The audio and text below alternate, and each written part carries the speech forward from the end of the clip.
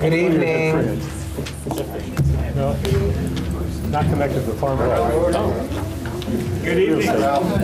I'm going to ask that the clerk call the roll so we can establish the presence of a quorum. James? Who? James? Oh, that's me. Here. Jay? Here. Kibler? Here. Kurtz? Kurt. Langenheim? Maxwell? Here. McGinty? Here. Michaels? Mitchell? Here. Mosier? O'Connor? Here. Petrie? Here. Quisenberry? Here. Richards? Rosales? Here. Schrader? Weibel? Alex? Here. Ammons? Here. Anderson? Here. Binzel? Here. Berkson? Here. Carter? Here. Cowart? Usry? Here. Holderfield? Here. Betts? Here, we do have a quorum. The chair would entertain a motion to approve the minutes of the Committee of the Whole of March 13th, 2012. Moved by Mr. Rosales, seconded by Mr. Carter. Discussion? All those in favor signify by saying aye. Aye. Those opposed, the same. Motion carries. The chair would entertain a motion to approve the Strategic Planning Committee meetings of January 11th, 2012. Moved by Ms. Ammons, seconded by Mr. Esri. Discussion, additions or corrections? All those in favor signify by saying aye. Aye. Those opposed, the same. Motion carries. Chair would entertain a motion to approve the agenda and any addendum, which I don't see. Moved by Mr. James, seconded by Ms. Cowart. Discussion? All those in favor signify by saying aye. Aye. Those opposed, the same. Motion carries. Public participation. I would ask Mr. McGinty to keep track of time. I don't think it will be a problem. Mr. Jeremy Bamberger.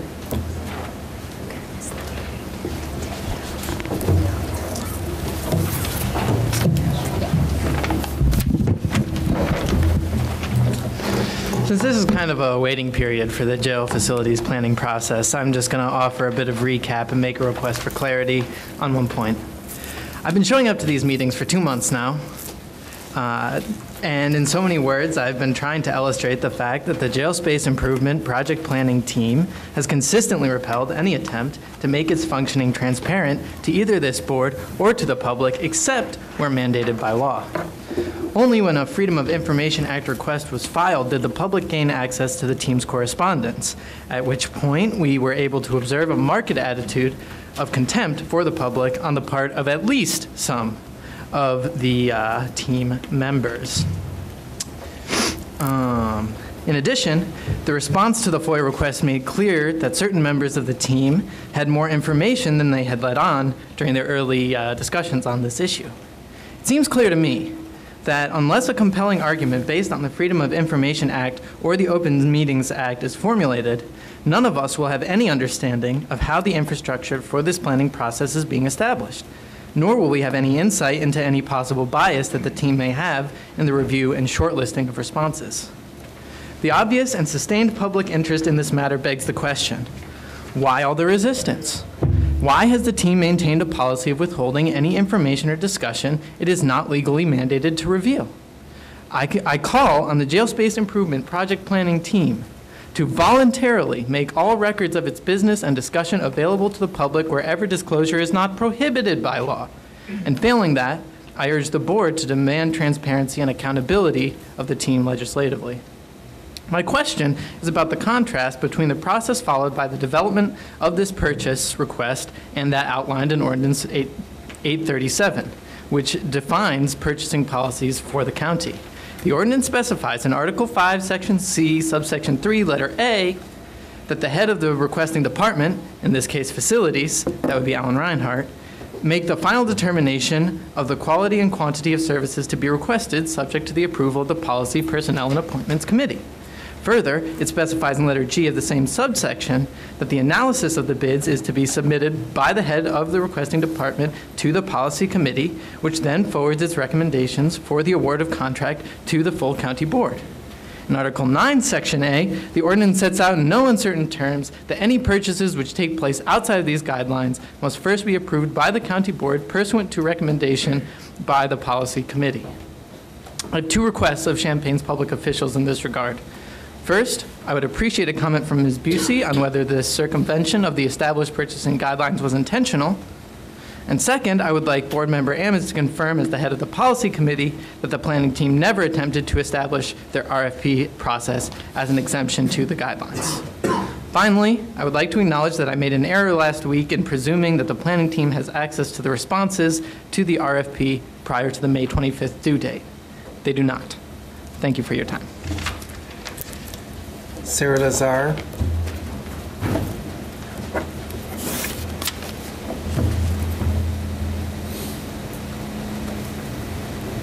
Hello, my name is Sarah Lazar. I live at 412 West Illinois in Urbana. And I'm here today to cordially invite all of you to a public forum on the county board's proposal to spend $20 million on a new jail. This public forum is being presented by Champaign-Urbana Citizens for Peace and Justice. Speakers will include yours truly, Carol Ammons, who, as you know, is a county board member who opposes the jail proposal. It'll also include members of Decarcerate Monroe County, who will be coming from Bloomington, Indiana. And it will also include community members. So this will be a really great opportunity to hear from people in the communities that you represent what they would want to do with $20 million. What would make them feel safer in their communities. So if you're tired of seeing all of our faces, you can come see a lot of new faces at this really great event. We'd really appreciate your presence. So it's going to be at the Urbana City Council Chambers, 400 South Vine Street, on Friday, May 11th at 6 p.m. So again, that's Urbana City Council Chambers, 400 South Vine Street, Friday, May 11th, 2012, at 6 p.m. And we have a bunch of flyers for you, so I don't know what the best way is of handing these out. Should I hand them to you and then you'll distribute them? Okay, thank you very much. Public participation is closed. Communication from members of the board. Mr. Kurtz. Thank you, Tom. I have just an announcement concerning a public meeting was held on April 3rd in Clinton concerning the Clinton landfill. It was a public meeting. There were many in attendance, and the Illinois EPA has now obtained an extension on their application for renewal to the Clinton landfill. It seems there were quite a few comments and more to come, so they've extended their time limit for public comment. If you have any public comment concerning the landfill, I will give you the address of Stan Black, who is head of the Illinois EPA, if you have any comments you'd like to make. Thank you. Any other communications from members of the board? Mr. McGinty.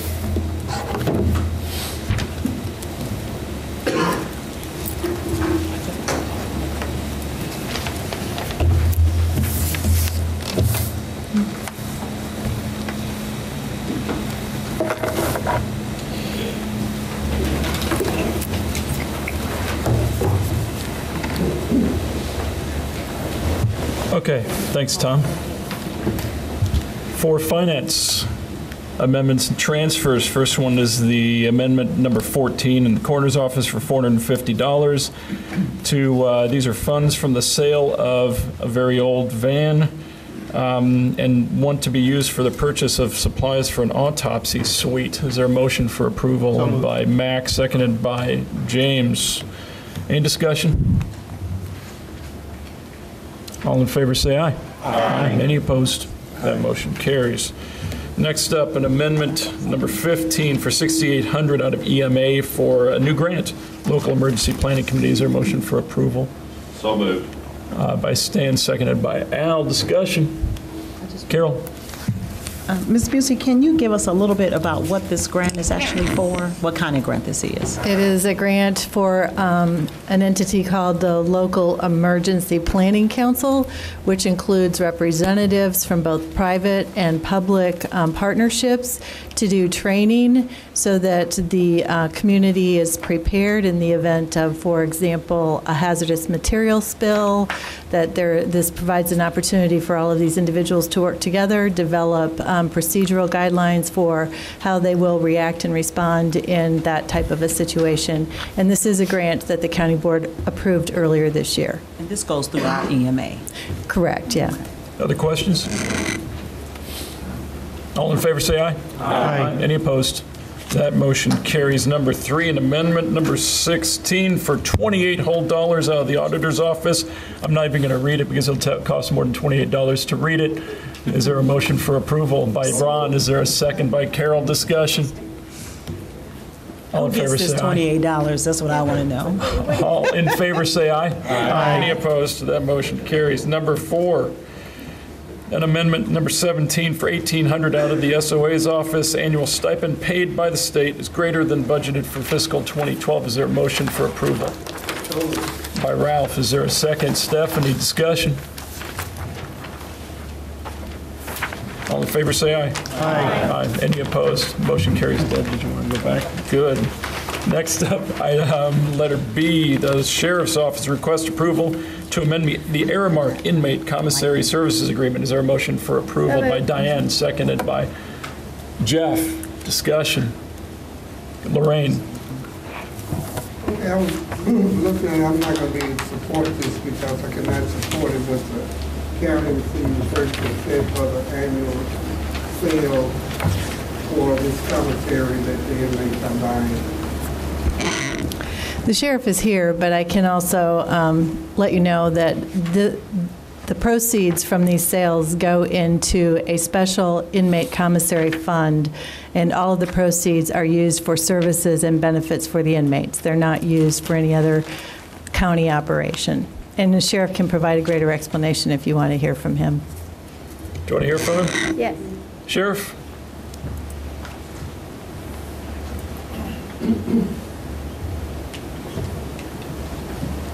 Thank you. Thank you. Ms. Busey is correct. The Inmate Commissary Fund is a limited use fund. It can be used only for the welfare of the inmates. It's something that's been in existence for quite a while. The county, this board has already approved a contract with Aramark for these services. It's a multi-year contract. At the time, if you remember, we had Administrator Mike Moore. He did not want the storage kept in-house. About the time Mr. Moore was leaving, you agreed to the contract, we executed the contract. Mr. Moore has left. We feel we can better serve the inmates by having the storage in-house. The new jail superintendent says he can do that. So in essence, what we're changing is where we store all the stuff for the inmates. This actually results in a lesser, if you will, commission that goes into the fund because it costs Aramark more to keep the stuff on site than it does to send it out of their regional warehouses. But we think we can serve the inmates better by having it in-house. So really the only change you're doing is allowing me to keep it in-house. You're actually reducing the commission from 40 to 30%. Okay, I had a couple of folks yet. Hold on. So first of all, Lorraine, did you have any follow-up? Yeah, I'd like to know what kind of stuff that you're storing for the inmates. Everything from toiletries to goodies, snacks, things of that kind. They also get fresh fruit and other what they call fresh favorites. This is provided by statute. Jails, prisons are supposed to have this kind of thing so that if what the old superintendent used to say, it was the ho-ho fund. If they want to get some ho-hos, we offer it to them at least once a week. And it's other things, hygiene, things like that. Anything else there?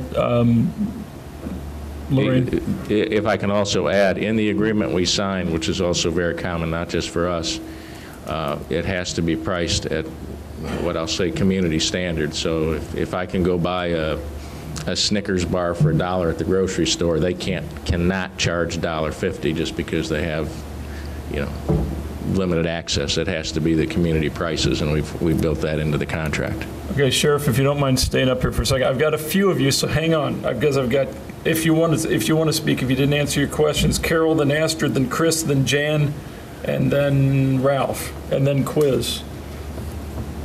I appreciate I communicated with the sheriff all afternoon on this issue.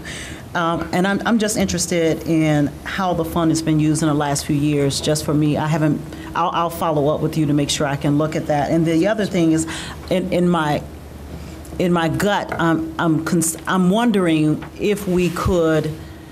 It just doesn't make sense to me that we save the 10% and still get a 30% commission somehow on these items that are being purchased by the inmates.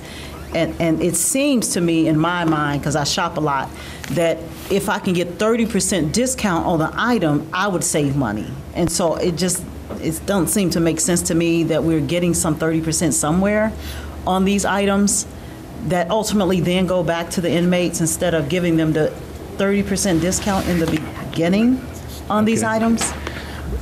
Many jails, not ours, many jails use this to fund what I would call normal operations.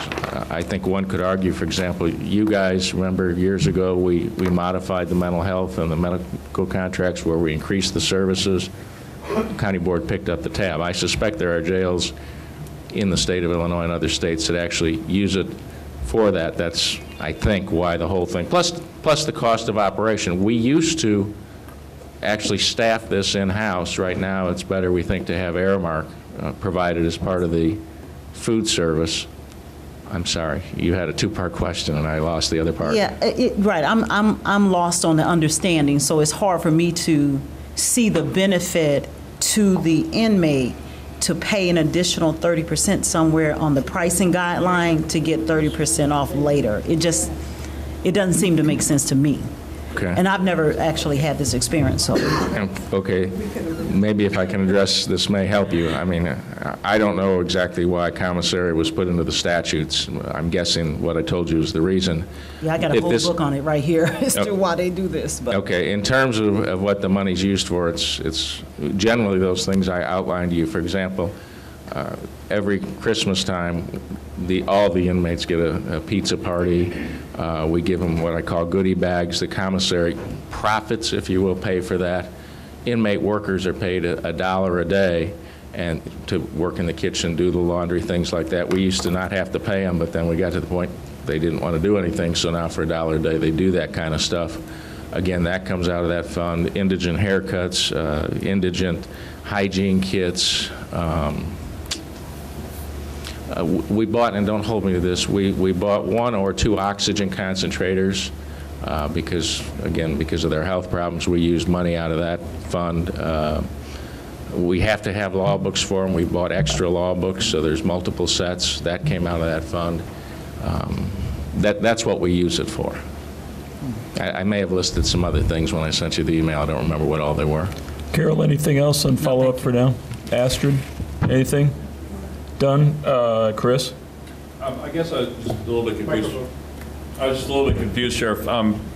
I understand the idea of the commissary fund, and I think, I respect Carol's point. Why don't we just make everything 30% cheaper, because a lot of these guys are having trouble paying for what we've probably already got.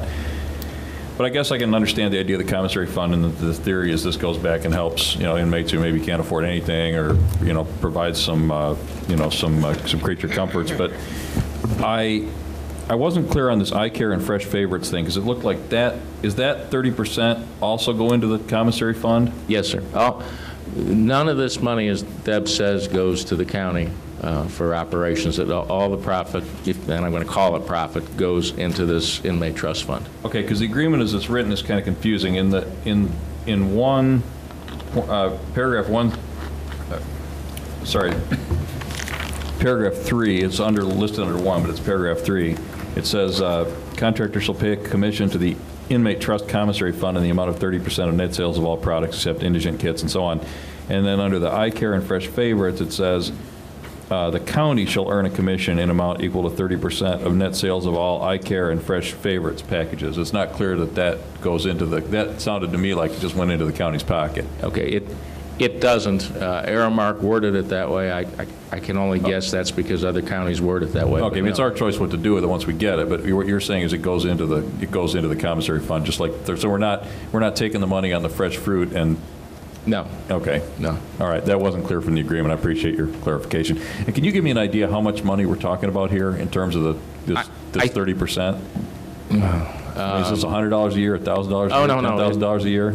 It's in the thousands. Actually, I have the budget up. It's about $28,000 a year. $28,000 a year is the 30%, or is the total sales? That's the money from jail commissary. That's the revenue from jail commissary. That's what is 30%. Yeah, that's the 30%. I wish Teresa was here. And then again, weekly, I mean, we probably have, it's not a lot, but we probably have 15 trustees that are paid every day. Sure. I know the other, we bought them a popcorn machine not too long ago, but that's what it's used for.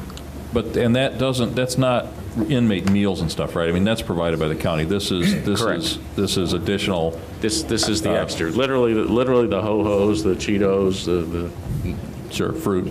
Yeah. Something that they don't get on the regular menu. Right. All right, thank you. Jan?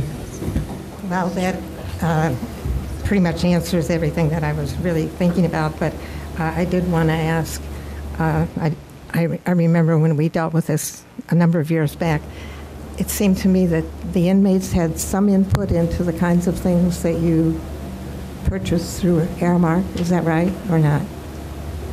Do they have any, like choice? We would like to have Cheetos.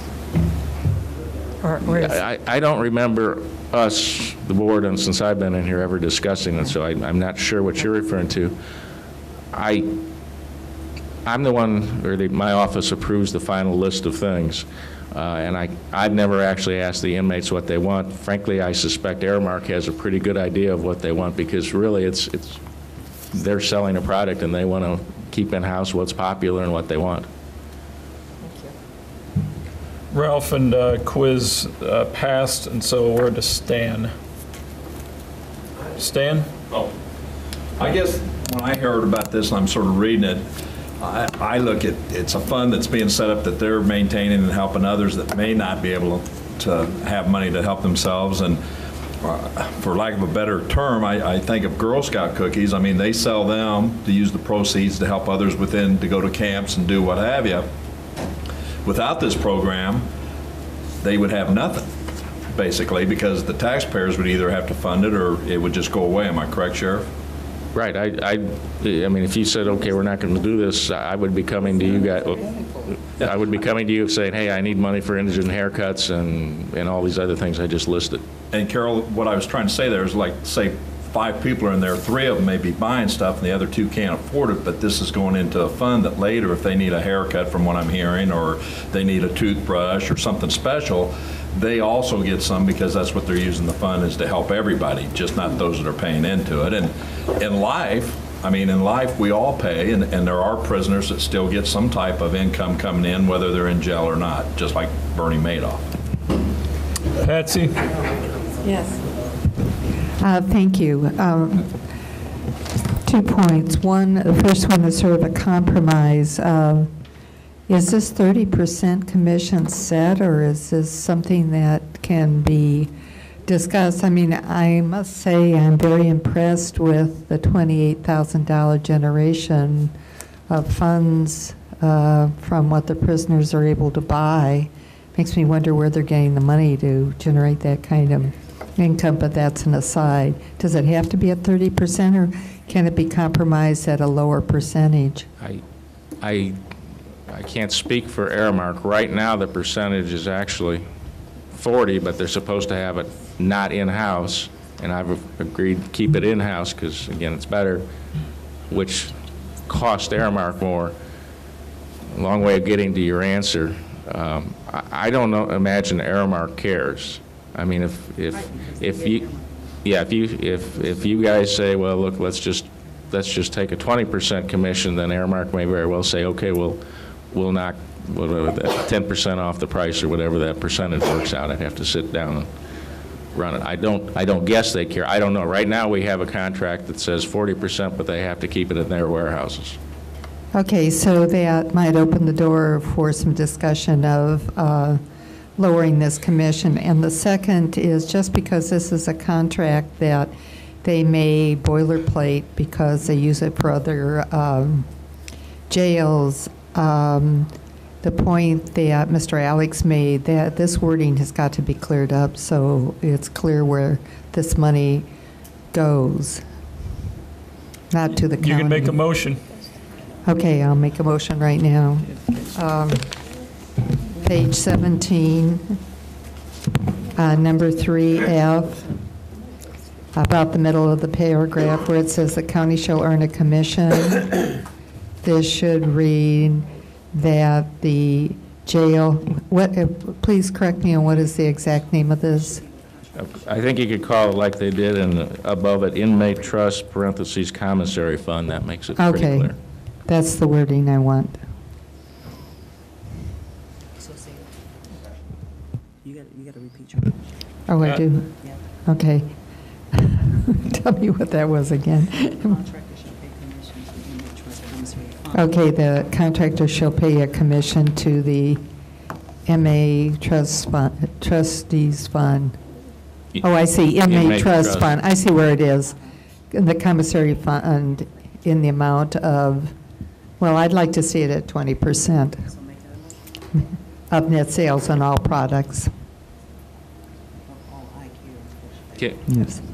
Can I mean, if that's the way this board is going to go, the name change doesn't, I mean, Airmark won't care about that. But perhaps if that's the way you want to go, you want to give me some direction, because if you simply say that, then Airmark could very well say, okay, here's your 20%, and now we're going to keep 80%. Yeah. And I don't think that's what you want to do. Oh, okay. Thanks for that clarification. Okay, I need a suggestion on tightening up this wording from somebody else. Why don't we go to some other people and then come back if you don't mind? Okay, thank you. Diane. Then Lorraine. I just have a question here. I thought we approved 40. Yes. You did. And now what's happening is we're actually coming back and going to save the inmates and us some money by only taking 30. So in essence, we're really are saving them 10% at this point, and then keeping it in-house, which does take us a little bit of our time and effort too. And if we're helping indigents, I can't see how we went ahead and passed 40 and now we're arguing about 30, I guess. Maybe I'm silly here, but. Deb. Go ahead. Yeah. Sure.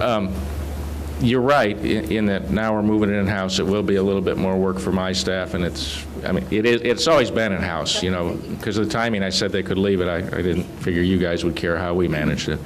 Let me go back to what you said. If the Snicker bar cost $1, when we change this from 40 to 30, it only reflects how much comes back into the trust fund. It doesn't change the price at all for the inmate. It's still the dollar ho-ho or candy bar.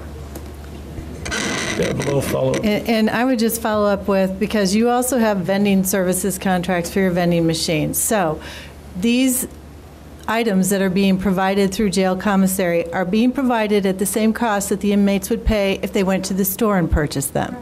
But instead of the store getting to keep the overhead benefit, it's going into the jail commissary fund to benefit the residents or those who are in the jail.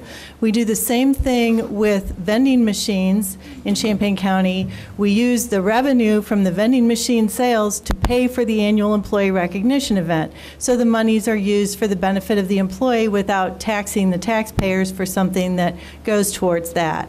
So effectively, I think if you're asking, just to be clear, I think what you're asking the sheriff to do, if you want to lower the percentage, you're also asking the sheriff to go negotiate that they provide these items for less than what the market cost or price is for these items.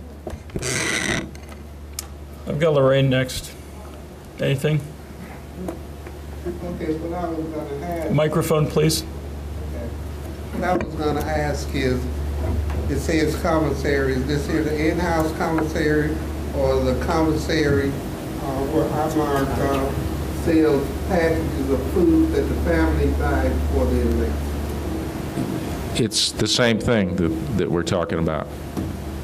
So they're making their money back up because they're charged with shipping and handling for the package. It's built in the price. If I can use my dollar candy bar as an example, the difference is it costs Aramark less if they have this picked in their big warehouse and once a week ship them to us, and we don't keep it here. It actually costs Aramark less money, which is why they said, okay, you can have the 40% for the inmate commissary fund. It costs them more because they have to hire a part-timer here to go through it. They still have to ship the stuff periodically. But, I mean, it's not like an inmate pays an extra, I don't know, $1.10 for the dollar candy bar for the shipping. I hope I answered your question. No, shipping is added to the cost of the inmate package. What the inmate buys, now, you may know something I don't know in terms of some sort of outside deal where something is shipped in, but in terms of what the inmates pay for, there's not an extra, I mean, I guess it's built in the overall price. Okay, it's two kind of commissaries that you're dealing with, right? You got the commissary where the inmate receive money from family members to purchase stuff there in the jail. Right. Then you've got the commissary where the inmate's family is banned online from Aramark I care. and they're paying for that, plus they're paying for the shipping and handling and the tax. Okay, the last part of what you said, I don't know the answer. Okay, in terms of what they have online, I'm sorry, I don't know that answer. You may, I'm not. It's online, and you have to sign in to the Champaign County commissary.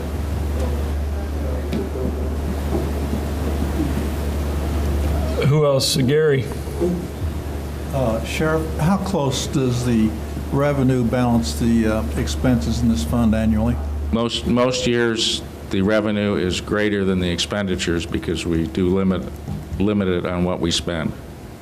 Again, we don't use it for the normal operations.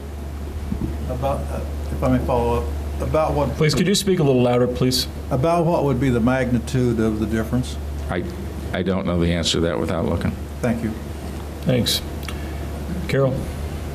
If I can just do one follow-up. So my understanding is what you described as a candy bar being $1. The county's commission comes out of that $1. The inmate doesn't pay any more because you got this commission. That's what you're saying? Right. Okay. The candy bar would be $1. The inmate commissary fund, not the county, would get 30 cents with this new deal, and then Aramark gets the other 70. The other 70%. Okay. And then just apparently there's the eye care and fresh favorites are something separate from our vending. This is a separate piece, correct? Eye care is a separate piece. Fresh favorites comes through the commissary in the jail, as far as I am aware, but it's different. Yeah, it's different than the normal buying the ho-hos off the list. Okay. So I guess my concern is, and I'll work with you over the next week or so I can understand this. I won't vote yes for the contract at this point because I have a concern. The concern is clear to me, and I've been working on this issue for a while, is that a lot of these companies, including Aramark and other prison and jail providers, increase the profit line so that they can make a greater profit off of the jails and the inmates. In our case, we don't use the money like some other prisons and jails do to pay their budget line items. We just use it for our inmate commissary fund, which I think is good in principle. That's a good thing in principle. I'm concerned about the pricing points that we may have. I think what Ms. Colrett is trying to express, that there might be two things going on with the commissary that, of course, I don't personally have experience with, that I'd like to work with you and get clarity on this issue before the board meeting. So I'll make sure that we do that, because I'm still a little, I don't understand why we could not reduce the cost of the items, even if our fund, the fund balance exceeds what our costs are to run this.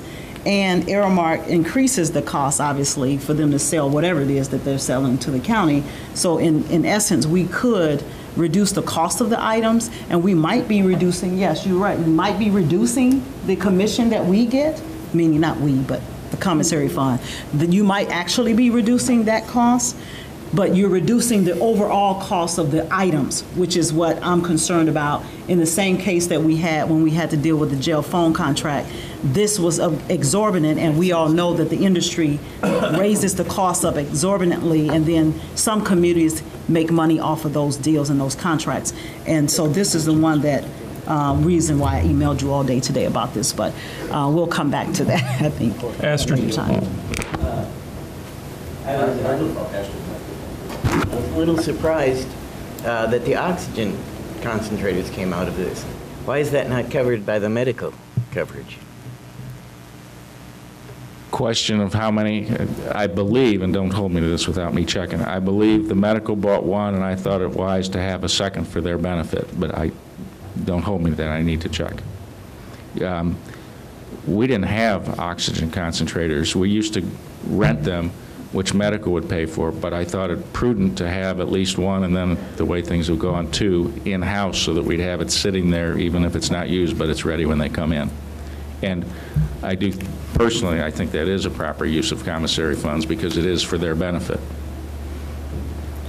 Is there anything else? All right, first of all, is there anybody else who hasn't already spoken that wants to speak? Stephanie, then Patsy. Can we call the question, please? I'm gonna bypass to hear what Patsy has to say, and then we can wrap this up. Thank you. Thank you. I think I've clarified the motion that I'd like to make. Ms. Ammons wants to continue her conversation with the sheriff on some parts of this, but in lieu of that information that eventually will come back to us, I do want to clean up this one sentence in 3F where it says the county shall earn a commission, and I moved to change it from the county shall earn to the inmate trust fund shall earn. Second. Motion by Patsy, seconded by Chris. Any discussion? Or Sheriff, any comment or anything? Again, I don't think Airmark will care. I will tell them we'll just insert the same words, inmate trust, parenthesis, commissary fund, and strike out the word county. And any other discussion on the motion? All those in favor say aye. Aye. Any opposed? Aye. Motion still carries. Anything else before we vote on the motion as amended? All in favor say aye. Aye. Any opposed? Aye. Motion carries. Thanks, Sheriff. State's Attorney's request for approval of State of Illinois renewal and amendment of intergovernmental agreement between the Department of Health Care and Family Services and Champaign County's State's Attorney for support enforcement July 1, 2012 to June 30, 2013. Is there a motion for approval by John? Is there a second by Max? Discussion? All in favor say aye. Aye. Any opposed? Motion carries. Deb. The General Corporate Fund Fiscal 12 Budget Projection Report is at your desk this evening. It looks fairly stable. Revenues are in areas of sales tax coming in well, basically at budget or a little above, with the exception of the corporate personal property replacement tax and income tax. We have the $535,000 shortfall we anticipate in state reimbursement this year. But even with that, overall, we're looking right now at a 99% achievement of revenue, shortfall of about $220,000 this year. I will point out, too, that general government, which is our fees revenue for the first time in many months, is actually, it was a good month, and it looks like we're going to hit our budget for fees. There's been some improvement in collections, which is probably also a reflection of the current economy improving somewhat. On the next page, expenditures. We look like we're underspending in personnel at this point. However, in all areas of commodities, it looks like we will spend more than what was budgeted. Also, under services, we're underspending with the exception of medical professional services, which the majority of that is the sheriff's budget for medical services at the correctional centers. Bottom line, we are looking like we're going to spend 99% of the general corporate budget, underspending by about $237,000. So the net effect is that at this point, we would look like our fund balance would remain fairly stable by the end of this fiscal year. Tom? Maybe this is an inappropriate question. The chair can rule me out if he wants to. But I read in the newspaper this morning that... We can't hear it all, Tom. I'm sorry, that Medicaid is going to be $200,000 less at the nursing home. Has there been any intimation with regard to our budget in relationship to that potential shortfall? No. The nursing home board and the nursing home management are looking for ways to improve revenue generation, both through, census, through improved therapy services, which might have an impact on Medicare services, and other avenues that they're trying to look into to help offset that potential cut in revenue. So at this point, they're being proactive about finding other solutions to improve revenue in other areas. Thank you. Chris? Deb, I don't know if you want to field this, or I see the treasurer sitting back there. What's the typical timing of receiving the corporate personal property replacement tax? Because I know many small businesses, if not all businesses, pay that in March. So is that the case where, how do we know how much we're going to get yet until all the, or is it we don't know what we get until we get it? We receive an estimate from the state later from the Department of Revenue of what our revenue will be from July 1st through June 30th, but we never received that. So for this July 1st, we'll be finding out soon. So when we set the budget, we never really know what it's going to be for half of our fiscal year at least. Okay, so this is sort of a wild So it's guess estimated. at this point. Yeah, it's definitely estimated. Okay, thank you. Any other questions for Deb on the budget projections? Okay. And the budget change report, there is no change since last month. Accept the motion to place on file by everyone. By Jeff, seconded by Stan. All in favor, say aye. Aye. Any opposed? Motion carries.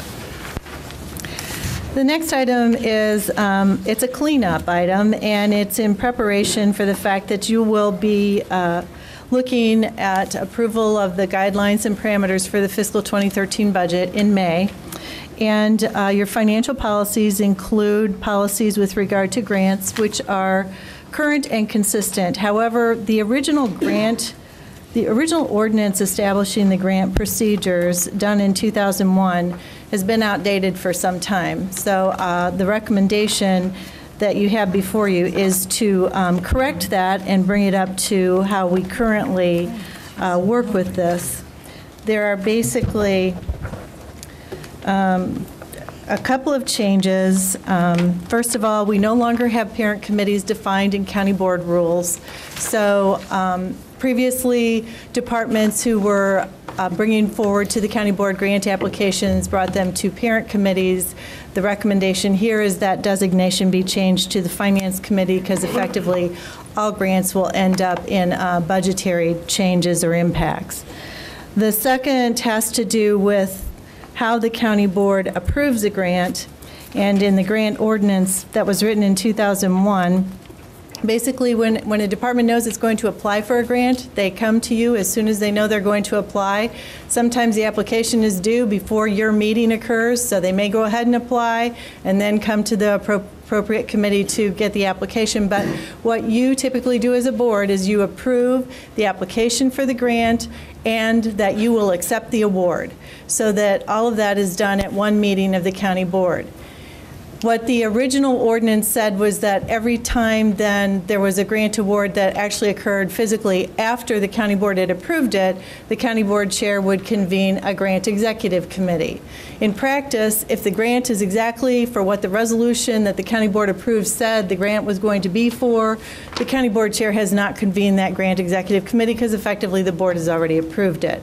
So this ordinance change takes out the requirement for the grant executive committee to meet unless when we receive the grant award, it is different than what the county board approved when the original grant was approved. So if it's for $5,000 less, or if it's for a longer period of time, then the county board chair would convene the grant executive committee to determine whether or not this particular grant should come back to the county board for another ratification or approval.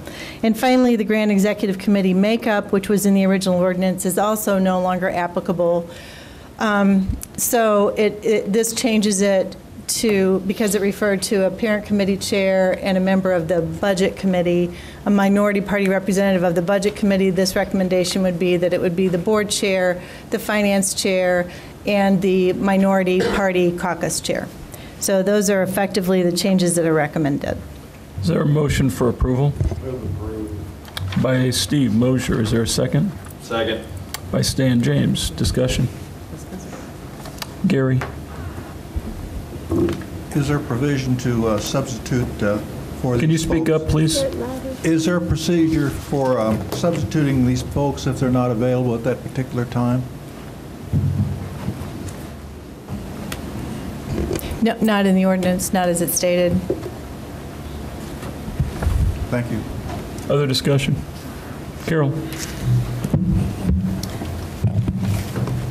I move an amendment to the recommendation for the makeup of the Grant Executive Committee to be comprised of the deputy chairs, the assistant deputy chairs of the committees of the county board, meaning the finance committee.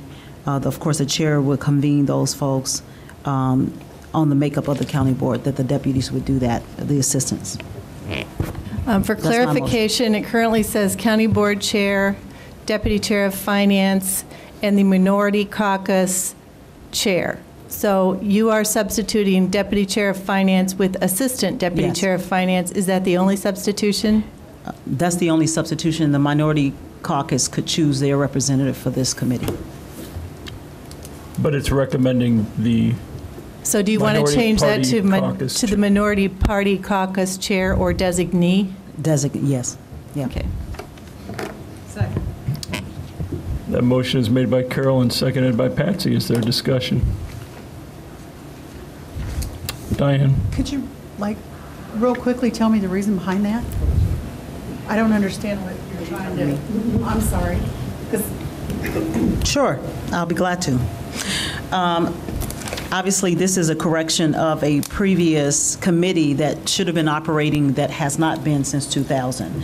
And so in this case, by substituting the assistant deputy chairs of the finance committee, for instance, or the designee of the minority party, then that allows other board members other than the chairs to be involved in other processes of the county instead of the chairs being on all of the committees.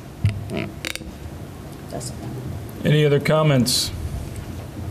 So we're voting on the amendment. Is the amendment clear? All those in favor of the amendment signify by saying aye. Aye. Any opposed? Aye. Guys, see show of hands. All those in favor?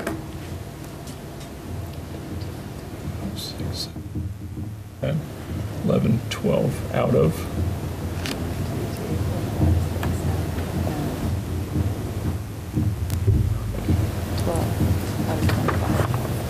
That motion fails. Back to the original. Any other discussion? All in favor say aye. Aye. Any opposed? Aye. Motion carries. The next item is also in preparation for the fact that you're going to be starting to look at the fiscal 2013 budget process in May. And the financial policies require annual review of the fees that the county board collects to operate county government. So on pages 31 through 38, I think, no, 40. Through 41, those are all the fees that are currently collected by the county, with the exception of the nursing home and Regional Planning Commission. if you were going to look at fees changes, it's important for you to understand the various categories of fees. So that's explained in the cover memo on pages 28 and 29. Basically, fees are set by requirements of the statutes. Fees can be set by statute and collected only when the county board adopts them. Fees can be set for services provided by certain offices, county clerk, sheriff, and recorder, and where the county board can adopt a resolution to set the fee at a higher dollar value than the statutory maximum if the county board has conducted a cost study.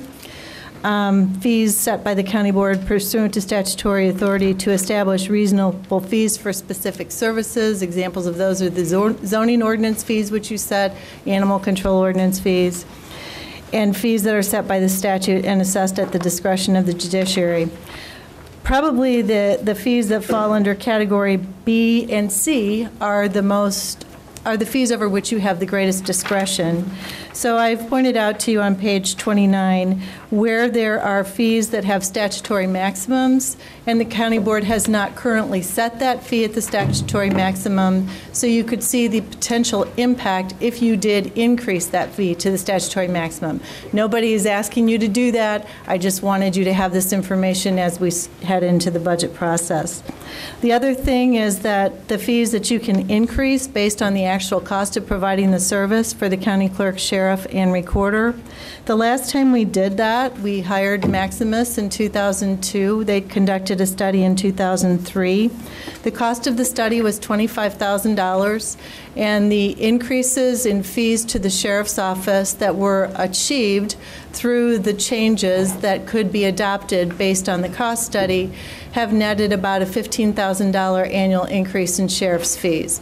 So it took about a year and a half to get our return on investment for that cost study. Just for you to be aware of, in case there's ever an interest in doing that. Again, it has been 10 years since we did that, and we would not be able to look at increasing any of those fees at this point in time without doing another comprehensive cost study to document and support it. And that's it. It's just for your information. Max? What's the percentage? Could you use your mic, please? What's the percentage of the budget in fees? That's also in the memo. It's 22% of the county's total revenue, right at about $24.5 million. And if you were to increase, what would that move it to? Well, it's in the table on page 29. Total, if you increased all those fees to the statutory maximum, it would be a total increase of $545,564. However, only one of those fees goes into the general corporate fund. So only $54,000 would go into the general corporate fund. The court automation fee goes into the court automation fund, which is controlled by the circuit clerk and the presiding judge. The court document storage fee goes into that fund, which is controlled exclusively by the circuit clerk after you approve the budget. And the law library fee goes into the law library fund, which is controlled by the judiciary. Any other questions? Okay, thank you very much, Deb. Is the auditor here? Huh. Is there a motion to accept and place the report on file? By Stephanie, second by Gary. All in favor, say aye. Aye. Any opposed? That motion carries. Aye. Treasurer, Dan, I know you're here. Me? I said I'd pick him up. He didn't want to come. Just kidding. Just kidding. My report's on file on my website. I've got three things I want to talk about tonight. One, we've made our $1 million loan from public safety to the general corporate fund. We do this annually. A few years ago, we did as much as $3 million, and this is to get us through the time between at the end of the tax season all the way to when we start getting tax money in again in May. Which leads me to my next thing, real estate tax bills. We're on schedule for a May 1 mailing, which would be the 10th consecutive year that we've been on time with tax bills. And that's due to your township assessors, board of review, your supervisor of assessment, your county clerk, treasurer's office, and the IT department. All those have to work together, and we do a really good job here in Champaign County of doing that. And I'd remind you that that doesn't happen everywhere. We're one of maybe a handful of counties that gets their tax bills out on time. We're going to make a change this year with the way we do tax bills. In the past, the county has always printed the tax bills And we'd take those documents and we would send them to a vendor who would stuff them and insert all the different things in them and mail them out. So we have 75,000 tax bills, it'd be 75,000 envelopes. Well, that worked fine until last year we had a situation where the vendor unfortunately had a problem and put some people's tax bills in their neighbor's envelope. You can imagine my mail. And rightly so. I don't blame them for being upset about it either. So this year I decided to look for an alternative. And I found an alternative with a company called Mail Communications. And so what we'll be doing this year is we'll just be sending electronically all the information to that company. They'll be printing the actual forms, the envelopes, and the inserts there, doing all the mailing. But the advantage is that they can combine tax bills. If Tom Betts had 5 different properties, he'd get all 5 in one envelope. Yeah, I met 15, of course. But there are companies that have several hundred, and that can make a big difference. Not only are we not mailing them individually, we're not giving them 600 different inserts, we're giving them one insert. So the advantage for Champaign County is on a normal tax year, it's about $41,000 to send out tax bills. That's postage, ink, paper, everything. That's about 54 cents a tax bill. This company will do it for 53 cents a tax bill. But if you have more than one going to a person, that second one only goes to 12 cents. You can obviously see that's a heck of a savings. We think we're going to be able to go from 41,000 to about 29,000 to send out tax bills. So I think that'll be a really good thing for everybody. And finally, Tom mentioned the nursing home, and I worry about general corporate quite a bit, but I admit that I worry about the nursing home a lot too. And I worry about their cash flow, and I've spoken to them about a lot of different opportunities or perceived opportunities that a bank may be able to give us. But I want to give you an idea about today. And that if you looked at the cash fund today for the nursing home, it's about $919,000. That's their cash balance today. You got to remember that that $919,000, $878 of that is borrowed in the form of tax anticipation warrants. They borrow their real estate money early, and then have to pay it back starting in May. Now, of course, they still owe the general corporate fund $333,000. So that 919, in my way of looking at it, is really a negative $292,000. So I worry about those things. So don't take your eye off the ball. I certainly don't, and I know Deb doesn't, and I know they're working hard. This is not of their making, but it's still a problem. We've still got to make sure we keep a real good watch on what's happening. So I'd ask, unless there's any questions, I'd certainly be glad to answer that. If not, I'd ask that my report be accepted and placed on file. So moved. I didn't hear who moved it originally.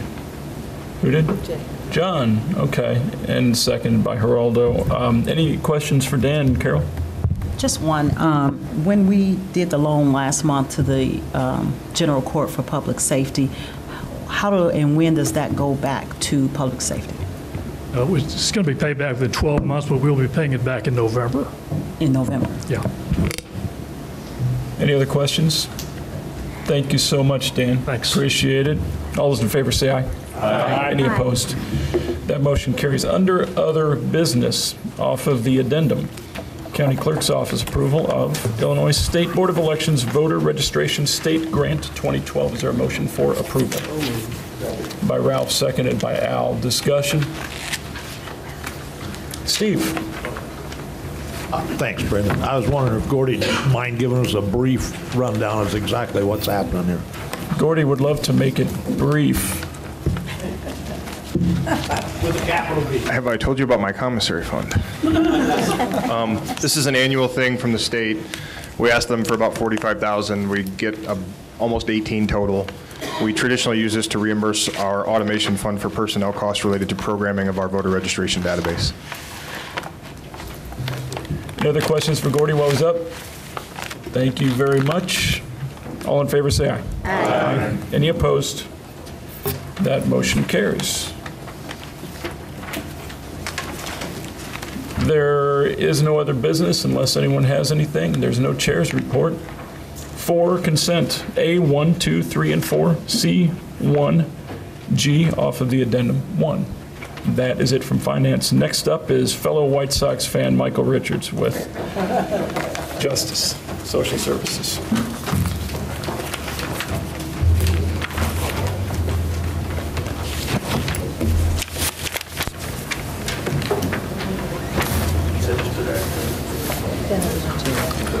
Go Sox. We have first up our agency report for the Children's Advocacy Center.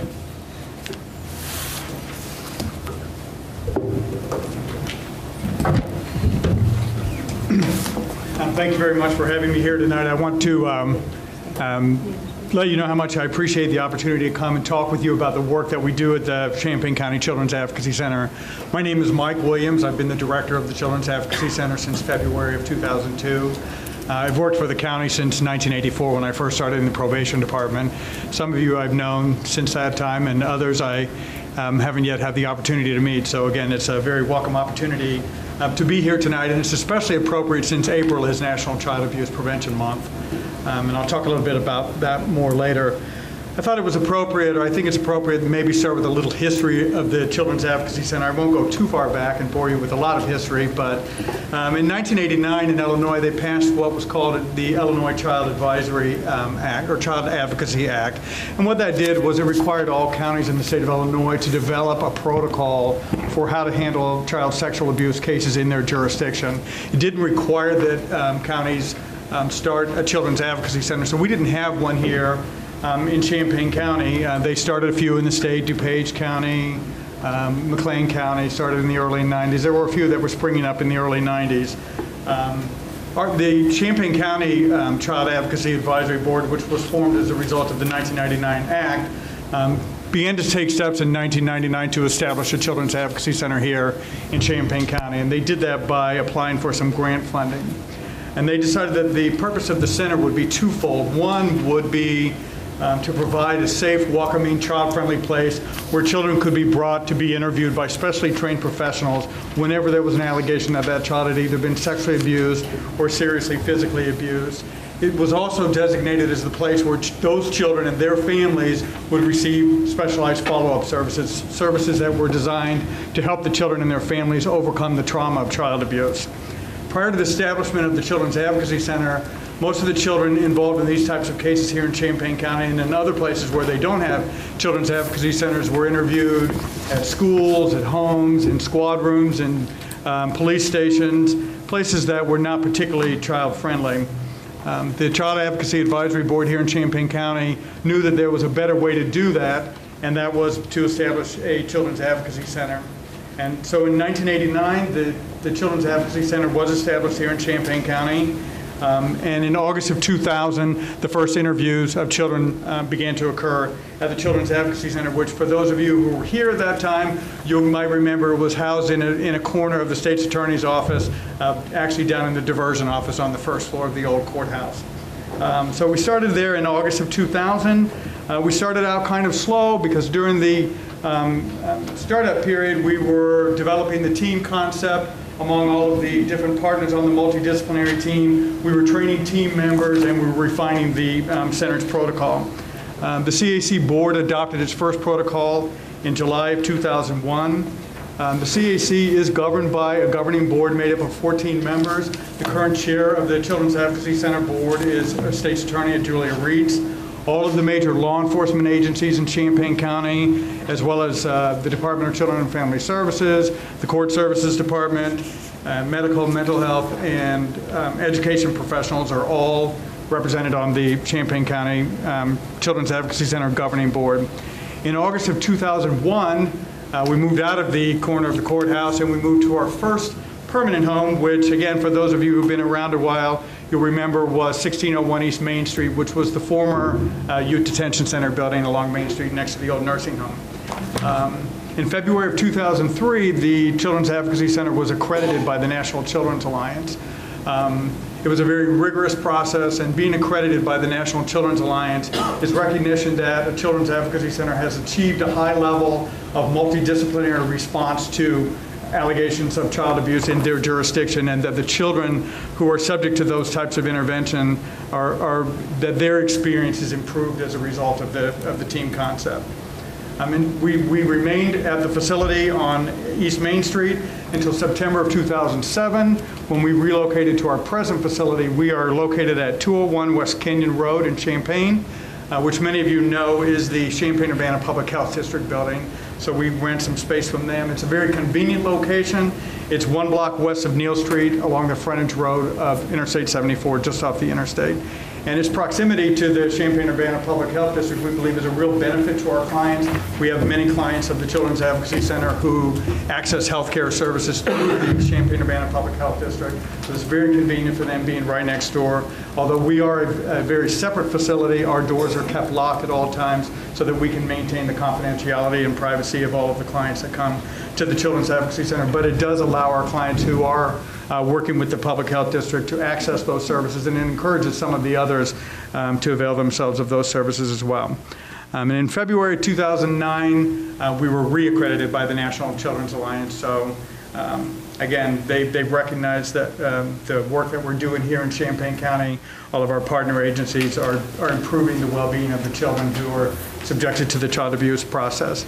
Just a few numbers for you. From 2002 to 2011, and I use 2002, although we started conducting the first interviews in August of 2000. I use 2002 kind of as our benchmark because that was the first full year that we were in a permanent facility. So I use that as a benchmark when we're talking about numbers. So since from 2002 to 2011, 2,103 children were interviewed at the Children's Advocacy Center. That's an average of just over 200 children a year.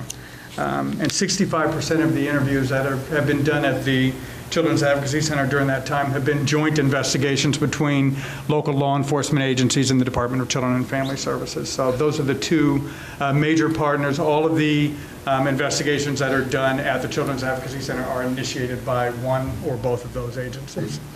The funding for the Children's Advocacy Center, our FY 2012 budget, is just under $200,000. Our primary funders include the Illinois Department of Children and Family Services, the Champaign County Mental Health Board, which we're grateful to the Mental Health Board. They have been our partners from the very beginning and gave us quite a bit of grant money initially to remodel 1601 East Main Street for the Children's Advocacy Center. We're also supported by grants from the Illinois Attorney General, the Illinois Criminal Justice Information Authority, and our accrediting body, which I mentioned earlier is the National Children's Alliance. We have seen some cuts in our grants over the last couple of years. Our funders have been fairly stable, but as you know, the economic climate is not real good right now. Our Attorney General grant declined 5% in fiscal year 2011, and for the current fiscal year 2012, we saw a 10% decline in that grant. Our DCFS grant, which is our major funder, has been relatively stable for the last 7 or 8 years, although we will be experiencing a minimal cut of 1% for fiscal year 2013 in that grant. We've also had several smaller grants from businesses and organizations in Champaign-Urbana, including the Champaign-Urbana Junior League, as well as donations from individuals, churches, and various civic organizations. We also received some voluntary contributions from the local police departments that use the Children's Advocacy Center. And the Children's Advocacy Center was also a beneficiary of a third-party fundraiser that was held in 2011. We also hold a fundraiser. We have been involved in a fundraiser at the Children's Advocacy Center since 2008.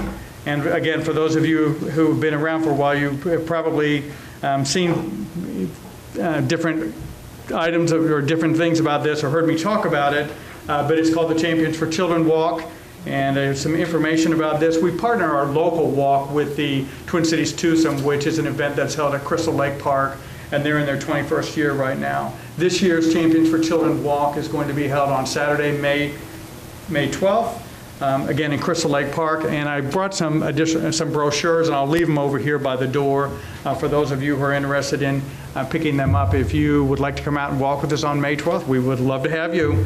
And as I mentioned at the beginning, it is especially appropriate that I'm here right now because April is National Child Abuse Prevention Month, and we're involved in several activities surrounding that and in recognition of that. This is the 6th year that the Children's Advocacy Center has sponsored the Blue Kids campaign, and I think maybe some of you have seen the little blue silhouettes, plywood silhouettes of boys and girls. They are out at 36 locations around Champaign County. Most of them are in Champaign-Urbana, but a lot of them are in the surrounding communities. This is part of what's called the National Silent Witness Campaign. The Blue Kids were constructed by an industrial arts class at Muhammad Seymour High School for us, and we put them up again, as I said, for the last 6 years. The Blue Kids are out there to remind everybody that about the children that we have in our communities that are abused and neglected, that those children are out there. And it's also, they're also to serve as a reminder or a prompt to those people to encourage them that if you know a child that you think is being abused or neglected, that you not be a silent witness, that you speak up for that child and make a report to the authorities so that that child and the family can get the help that they need. Also this year for National Child Abuse Prevention Month, we have teamed up with for the first time with the Crisis Nursery in CASA, and I have some cards that describe some of the events that we've teamed up with the other two agencies on. And on some of the cards, there's a little blue pin. This little blue ribbon is the national symbol for Child Abuse Prevention Month. So if you want to pick up a card and take a ribbon and wear that during the month of April, we would certainly appreciate that. I would like to mention one of the activities that we've been involved with CASA in this collaboration is CASA received a grant from the Junior League of Champaign-Urbana to purchase 472 pinwheels. So if you've been by the courthouse, right out in front of the courthouse there, along with a couple of the Blue Kids, are 472 blue and silver pinwheels. Each of the pinwheels represents a child that is involved in the abuse and neglect system here in Champaign County. I think it's a very striking display, a very eye-catching display. So if you haven't been by the courthouse, I would certainly encourage you to drive by and take a look at that. So I want to, of course, leave time for questions. I'm not sure how much time we have, but before we do that, I want to thank you again for having me here tonight. And you are welcome to visit us at the Children's Advocacy Center anytime. Please email me or call me. I would be happy to show you around. Ms. Ammons has been to our center. I'm very proud of the way the center looks and the services that we offer. And if you would like to come and visit us, I would certainly welcome the opportunity to show it up to you. Any questions? Mr. Alex? Just one, you actually sort of took the words out of my mouth when you mentioned CASA. I was going to ask you what the working relationship is between your center and Champaign County CASA. We have a very good working relationship. Actually, the director of CASA, Rush Record, and I work together in the probation department, so our relationship goes way back to the early 90s or the late 80s. But we share a lot of clients. There is a lot of mutuality in the clients that we have. A lot of the clients that we have at the Children's Advocacy Center, after they've been interviewed at the Children's Advocacy Center, if court proceedings are initiated, abuse and neglect proceedings, in addition to maybe criminal court proceedings, then they would be appointed at CASA. So we have an overlap there. Of course, we also have some children that come to us that are already in the foster care system or already involved in the court system, and as a result of that, they make a disclosure of abuse, and so they're brought to the center to be interviewed. So we have a lot of overlap there. And then with the Crisis Nursery, the other partner with us and the in Child Abuse Prevention Month activities, they're of course a very integral partner. They provide a lot of respite for the families that we have that are going through a lot of stress and a lot of changes in upheaval. They provide a lot of services for those families. So. Thank you. Ms. Petrie. You mentioned on average of about 200 children a year. What size staff do you have to work with this number of children? We are a staff of 2. It's myself, along with our case manager, who's Elaine Mitchell. We're the only staff there. Now, of course, we have our partner agencies, all the law enforcement agencies in the Department of Children and Family Services, who are in and out of the building conducting the investigations. So although they're not staff of the Children's Advocacy Center, they're employed by their own individual agencies. They are at the Children's Advocacy Center frequently. And we also we have a grant, as I mentioned earlier, from the Illinois Criminal Justice Information Authority, and we use the bulk of the proceeds of that grant to contract with 2 local therapists, 2 licensed therapists, to provide free crisis intervention counseling services to the children and families that come to the center. So again, although they're not staff of the center, they're providing a very integral service. Any other questions? Mr. Jerry. Just a comment. Mike, you're an exceptional person, and we're all very grateful for all the work that you've done with the kids of this county. Thank you very much. I would just thank you for recognizing the Mental Health Board's involvement, because I've sat on that board since about the time of the inception, and they have been continued to be very supportive and do have a voting member on your board as well. Thank you very much. Okay, any other questions? Okay, thanks a lot. Okay, again, thank you very much, and again, feel free to come and visit us anytime. Thank you. Ms. Ammons? Mr. Chair, I'd like to make a motion, an omnibus motion for items 1 through 5, for those monthly reports to be placed on file. Is there a second to that motion? Second. Kurt seconds that. Okay, we have an omnibus motion. Is there any discussion on the monthly reports? All in favor of placing those reports on file, say aye. Aye. All opposed to that? Motion passes. On monthly reports number 6, we have a letter from the public defender. This is the first time he's followed up on our suggestion to give some context to the numbers that he gives us every month.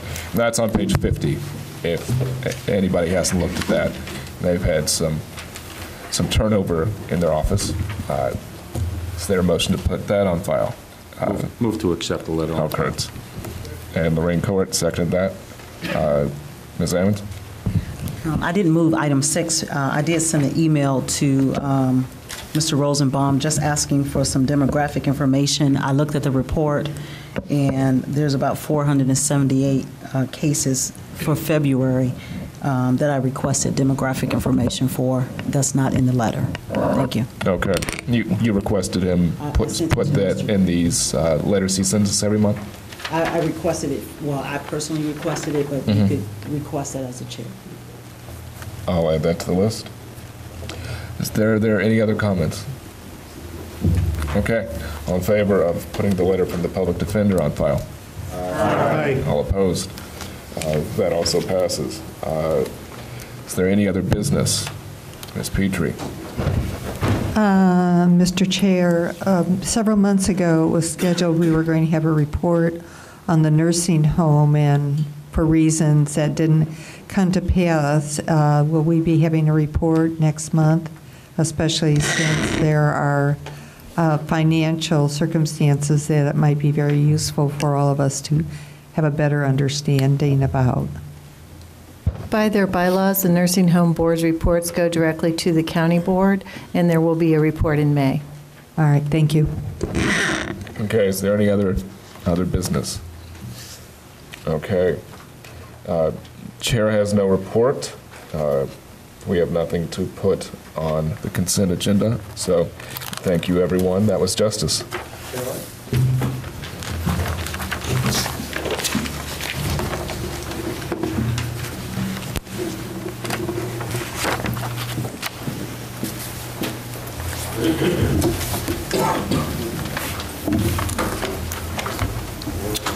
Right, policy moves item A1, supervisor of assessment recommendation for division of the county into 4 assessment districts.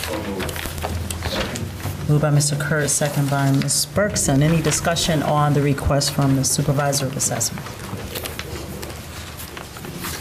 Seeing none, all in favor? Aye. Any opposition? That motion carries. County Administrator. The vacant positions listing is there for your information. You will note that it's very short. We don't have many vacant positions these days. The next item is a request to submit the proposed positions for the Veterans Assistance Commission to the Job Content Evaluation Committee for classification, evaluation, and position description development. What this means is we would simply work with the individual who's been designated as the VAC's representative to go through the process of defining how these proposed positions would fit within the structure of Champaign County's salary administration and positions designation. It would come back to you ultimately to approve the job descriptions and classification for the positions, and if you approve that, you would then forward it to finance for consideration of whether or not the positions will actually be created.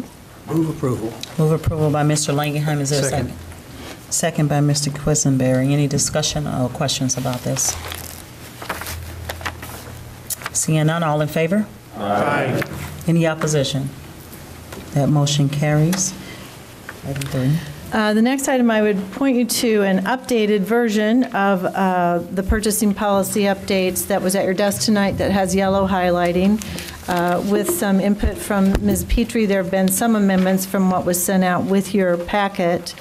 Basically, as a result of going through the RFP for the consultant for jail services, some questions or issues of further clarification in our purchasing policy, which could make it more clear, came up. So this is being done with the intent of clearing up where there was an opportunity to state more clearly what was intended and or to clean up procedurally how we have handled these issues. So the amendments, as you've noted, are highlighted in bold and italics where there's strike through that is being recommended to be eliminated, and then the yellow would be additional changes. We'll entertain a motion for approval on the changes. Mr. James, second by Mr. Kurtz. Any discussion on the changes? Seeing none, all in favor? Aye. Any opposition? That motion carries. Thank you. County Clerk, February 2012, March 2012 reports. We'll entertain a motion for the County Clerk's report. So moved. I'm sorry, I cannot see the mover. Me. Thank you, Mr. Kibler. Seconded by Mr. Rosales. Thank you. Any discussion on those two reports or questions? The clerk was around here somewhere, but anyway. Seeing none, all in favor? Aye. Any opposition? Thank you. Those will be placed on file. Other business, D1 resolution honoring retiring County Board member Brad Jones. And if I could put both of those together, if the board is okay with that. Resolution honoring retired County Board member Alan Nudo. Move adoption by Mr. Betts. Second. Mr. Esri, I know your name because I see it all the time. Any discussion on these two resolutions? Seeing none, all in favor? Aye. Any opposition? Thank you, those motions carry. Under Chair's report, we have a overview of the historic timeline and county board actions regarding the public safety sales tax. This issue has been raised in public participation, and obviously the board needs to be definitely abreast on this issue as we go forward on the consideration of the jail funding project. And I've asked Ms. Busey to put a timeline together, an explanation, certainly for me, and I thought the board would benefit from that explanation as well. And Ms. Busey is going to go through that slide for us quite briefly. Well, I don't really have slides. Or I just have the handouts that are, they have been sent out to all board members, so I know that's, you should have received that. It is what is in your packet, and basically on page 68, you'll see the evolution of events. On July 23rd, 1998, the county board adopted Resolution 4012 to place the question of approval of a special county retailer's occupation tax for public safety on the November ballot. And as is indicated on August of 1998, I'll remember that. no, it was July. Sorry. That's why we're doing this, because other people have other memories. The actual question that was placed on the ballot is there in your packet on page 69. That is what the voters voted on. That is not necessarily what the campaign materials for the campaign for approving the quarter-cent said, but that is the actual vote that the voters voted on. Then in September of 1998, the board approved the resolution establishing the projects to be used with the quarter-cent fund proceeds. And that was ordinance number 572, and it starts on page 70 of your board packet. Subsequently, can I ask a question as we go? And if you all want to ask questions so that you could get a little clarity on this as we go, the public safety sales tax question that's on page 69 ultimately came back to the county board, and 572 was the result. That was the ordinance. for? No. The question, the Resolution 4012 tells the county clerk, put this question on the ballot in November 1998. Okay. In September, 2 months after they adopted to put the question on the ballot, which they probably had to do by sometime in August to make it on the ballot, in September, the county board adopted ordinance number 572 to define how they intended to use the quarter-cent sales tax if the voters approved it in November. If it passed, thank you. If it passed. Okay. And that's all set out in that ordinance. In 2003, the county board adopted ordinance number 683. As many of you will recall, this was an economically challenging time. There was a significant recession in 2002, and the county board at the time it adopted this ordinance was documenting that it intended to substantially use the public safety sales tax to support the ongoing maintenance and operation of the county's public safety facilities. And so that resolution is there on pages 73 and 74 of your packet. When the county board adopted the original ordinance, number 572, the statute spelled out how the question had to be placed on the ballot, and that is as it was stated in Resolution 4012. And there was no statutory allowance or authority to sunset the tax. The county board could not present it to the voters in such a way that the tax would automatically be sunsetted at a point in the future. The statutes just simply didn't allow for that. That changed in 2008 on page 79 of your packet. The public safety sales tax legislation changed and does now allow for, if you were to place a public safety sale, and if you were to ask the voters to approve another quarter-cent for public safety for another use, you would be able to include in the question the fact that the tax would sunset at a particular point in time. That's just for you to understand the sequence of those events. While the county board in ordinance number 572 talked about sunsetting the public safety sales tax when the courthouse bonds were paid off, it did not have the ability to place that question to the voters in that form at that point in time.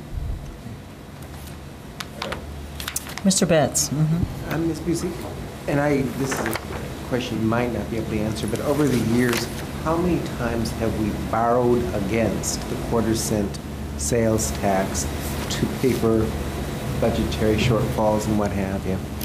We have done a loan from the public safety sales tax for, I didn't bring that with me, but we haven't needed a loan every single year, but since 2001, probably we've borrowed from the public safety sales tax at least 6 or 7 times. There were some years where we didn't have to, for the general corporate fund, is that what you mean? There were some years where we didn't have to do it because the fund balance was at a high enough level that it wasn't required in the general corporate fund, and that would have been like in 2004, 2005, that time frame. May I have a follow-up, Madam Chair? Yes, you may. In relationship to borrowing on the quarter-cent sales tax to shore up the general corporate fund, was any of that shoring up as a result of nursing home issues that you recall? Well, the decline in the general corporate fund balance is definitely attributable to the fact that the county ended up granting a little over $2 million to the nursing home between 2005 and 2008. I think you know where I'm going with this because of what's happening at the nursing home, but I'm not going to go all the way until we know more information. Yes, Mr. Alex. When is I understand the county didn't have the option of sunsetting this on the ballot question. Even if they had been able to do that, when will the obligations that are being paid for as anticipated by the original ballot action, when will those obligations end? 2027. Then that is specifically what? That's the date that the last bond of the courthouse payment on bonds. the courthouse is paid off. Right. Okay, thank you.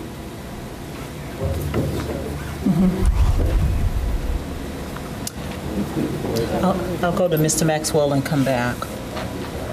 I noticed in the ordinance that was passed in 98. I'm sorry, Mr. Maxwell. We really need to invest some money into these. I hope the next board does, but I can barely hear you. I'll try it again. In Ordinance 572 and 98, there was a specific amount of money, $250,000, to be set aside for the capital improvement fund, and that's to do maintenance and that sort of thing for these public safety buildings. Now, in the ordinance that was passed in 2003, the wording was changed. It just says to pay the annual maintenance cost of the Champaign County courts and so on. So I don't see anywhere in there a specific amount that was set aside for the capital improvements funds. Was that a change? And if and do we still set aside a certain amount of money each year from that fund for the capital improvement fund? The original $250,000 was for justice technology. That is spelled out in that paragraph that you're talking about in the original ordinance, and that is addressed in number 2 in ordinance number 683 to provide funding for the technology needs of the public safety offices. It varies. By the time ordinance 683 was adopted, the county had entered into a contract with Jano Justice Systems for a $2.8 million purchase of a software system for integrated justice technology. And that purchase had been covered, basically, but the ongoing replacement and ongoing software licensing and services maintenance is still paid from the Public Safety Sales Tax Fund. And it varies, but it probably varies somewhere between $170,000 and $250,000 a year. Yes, sir, Ms. Maxwell. As a follow-up, Deb, does any of this money in that particular fund go for the maintenance of the physical plant attributable to the public safety buildings? That's separate. The money that goes into the capital replacement fund is for justice technology only. The money that goes towards the public safety facilities is monies that every month the Public Safety Sales Tax Fund covers the cost of utilities for the public safety buildings currently. Thank you. Mm-hmm. I'm sorry. I'll go to Mr. James. I'll come back around, Mr. James. I was just wondering, after I heard Alex talk up there, is there a possibility in 2027 then, when everything's paid off and done, which I probably am going to answer my own question, but would there be a possibility this tax would go away, or is it going to be there for the rest of my life, which I'm going to live to about as long as Steve? Certainly, you can write a new ordinance and well, I'm just asking because, you know, put it forth. The intent was, if I remember all the stuff that was going on at that time, and that was back when I was quite young, that eventually when everything was paid off, it would go away. But as we all know, in reality, when a fee or a tax is set, it seems to remain forever. And I'm one that I would like to see stuff go away if possible. Hopefully the economy will turn around and we'll all be doing a lot better. But my question is, do you foresee that? Because now with this planning going on now, I just see this becoming a never-ending quarter-cent sales tax. Well, certainly, you know, that's a decision that the county board, a future county board, could make based on this year's budget. There is probably over $1 million of public safety money being spent that benefits the general corporate fund between the technology for the justice system and the utilities for the public facilities. And there's a little over another $200,000 that is being spent for delinquency prevention grants. So, you know, the quarter cent is projected to bring in about $4.3 million this year, and probably 1.3 million of that is being used for operations. So that would have to go away for the tax to be sunsetted, and I can almost guarantee that as that goes away, the fund that will have to bear that burden is the general corporate fund. Follow up on that? Yes. I guess I sort of look at it, it's a relief to the property owners because we're not having to pay higher taxes on our property, because this sort of helped offset some of that cost in my mind. But I guess when I look at a pool of money, like we always hear in the federal level, that if it's there, people tend to want to spend it instead of letting it go away and recouping cost otherwise. I just sometimes when I see a tax and then we add more all the time, I just wish somewhere down the line we can get spending under control, I guess. Thank you. Mr. Langenheim. The bonds won't be paid off until 2027, correct? 2027. So that's 15 years from now. I think we're being a bit presumptuous to act on what we think is going to happen 15 years from now. We'll be here before you know it. Thank God I won't be here then. Don't be so sure.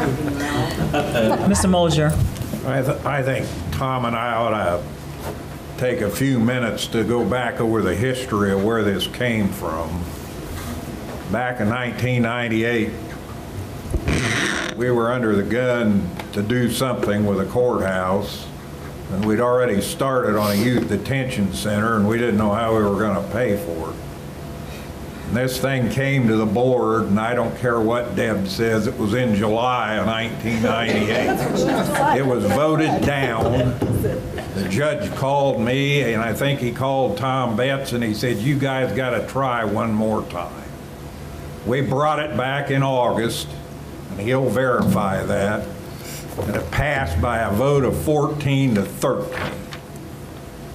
And after that was done, and this is one of the great moments in this board's history, the Democrats and some of the Republicans came together and put together this campaign about how we were going to spend the money, and we had compromise on both sides. I wanted to knock the old courthouse down. Everybody in Urbana wanted to save it. That's how that old courthouse still remains. It turned into a monster like old buildings do, but we spent a ton of money on it and we got it done because Schonklatter was sitting in Monticello making phone calls to Greg Townsend telling him, if you don't build a courthouse, I'm going to get the Urbana Commission to build one for you. And we'd have lost all control of that, and it would all been on real estate.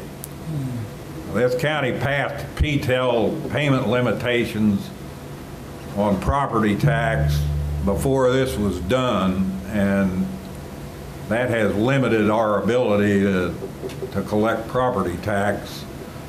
This county, and I think there's 5 others in the state around the collar.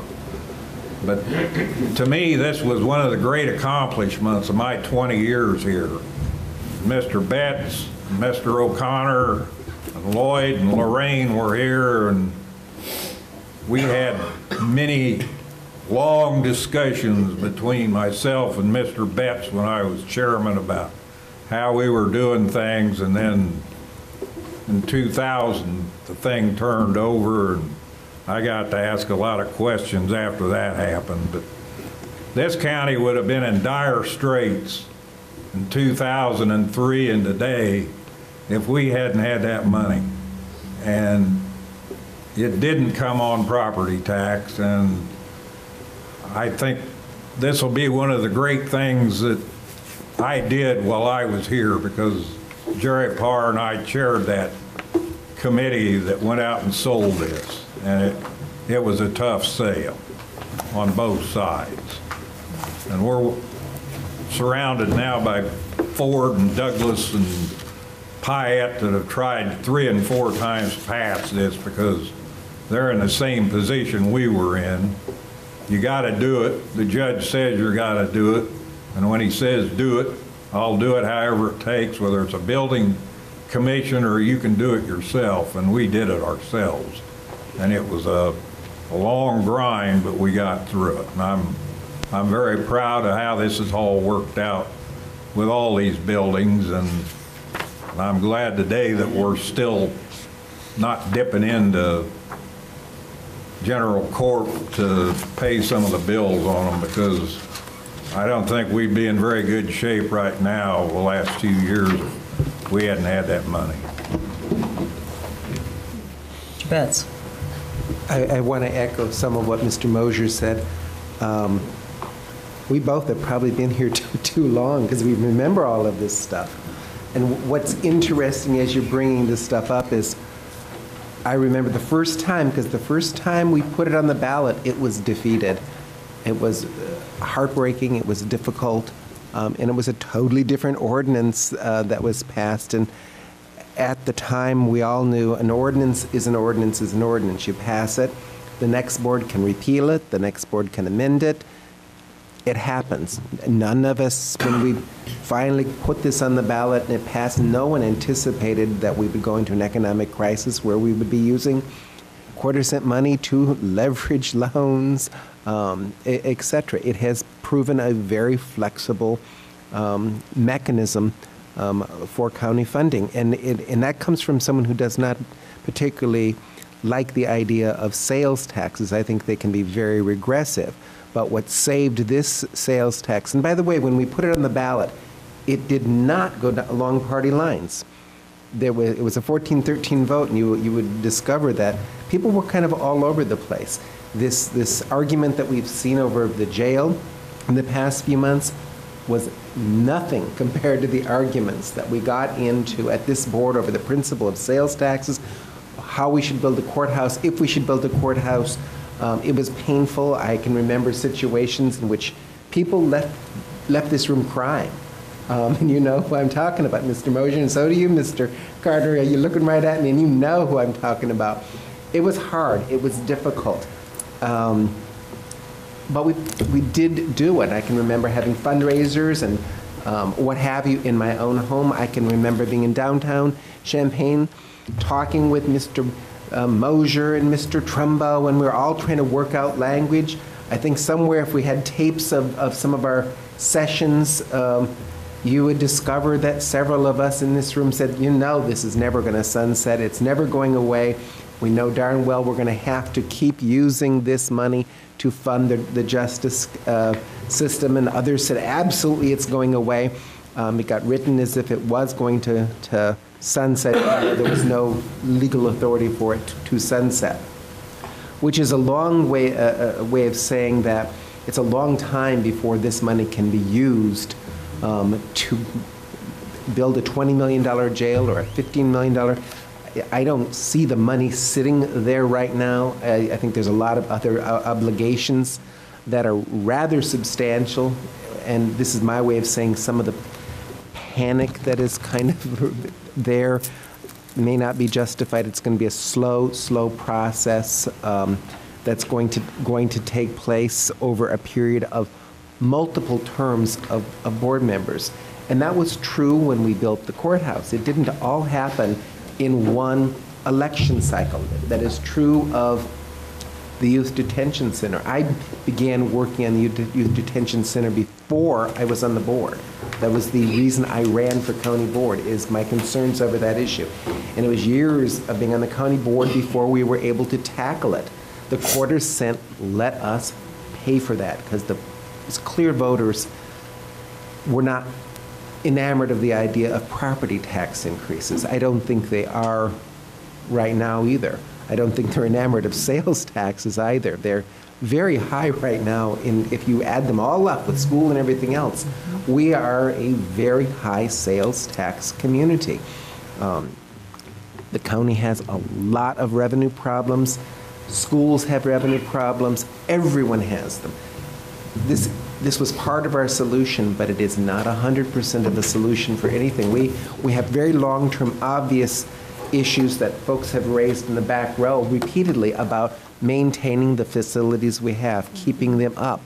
And we don't have the money to do that. And that is something that I know Mr. Mosier and others, as we leave the board, we know that that is a mistake that we've left for the future boards to deal with, and it's a huge mistake.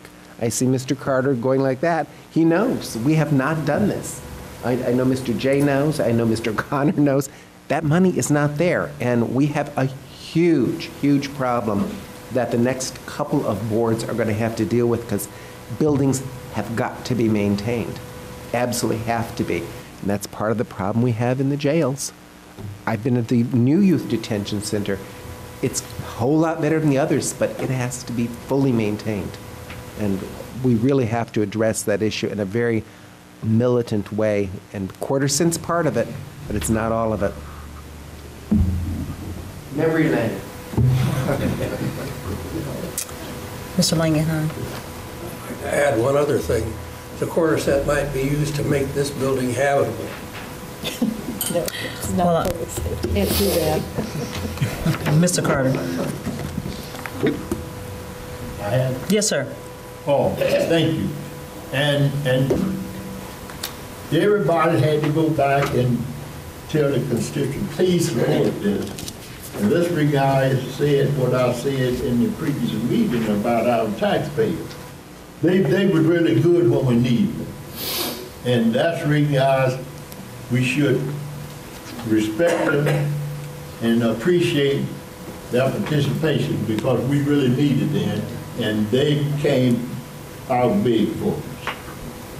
I think there's unfortunate, some of the board members that have been on the board during that campaign know how hard it is to sell a tax to anybody. That's right. And to market the tax with the sunset, as Mr. James says, in the ordinance, not necessarily in the question, and then the next board changes it because the board has the authority to do it.